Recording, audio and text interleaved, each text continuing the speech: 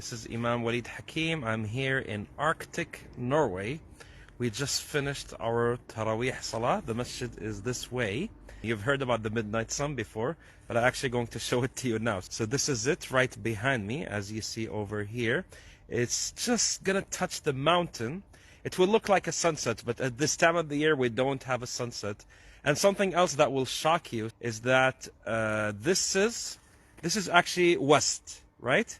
But the sun is not setting in the west here. Actually, it's not setting at all. It's actually in our north. Why? Because this sun keeps going around the sky in circles. It doesn't set. It just keeps going around in circles all day.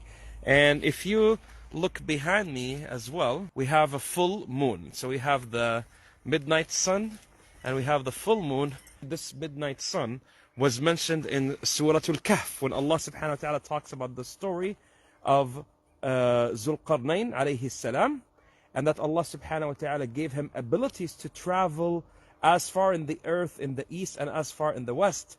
And during these travels, Allah subhanahu wa ta'ala says that he went and saw some people who Allah did not give any coverings from the sun.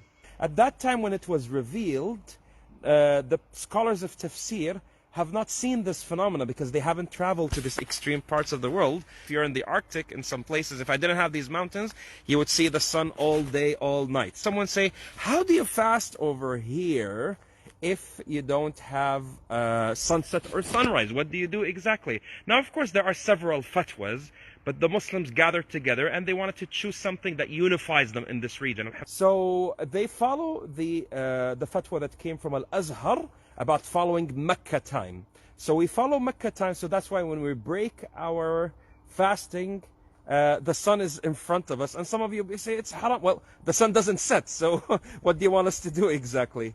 We also follow Taraweeh on Mecca time as well, and Fajr on Mecca time as well, alhamdulillah. It's not going to last like this because in just a couple of years, in Ramadan, we're going to have a real sunrise and sunset, and then we will have to follow the local time, and it's going to be very long, almost 22 hours. We are above the Arctic Circle already. We're just a short flight from the North Pole, but it's green over here because we are near the ocean, and the ocean gets warm waters from the Gulf of Mexico, which alhamdulillah keeps us a bit warmer here in winter.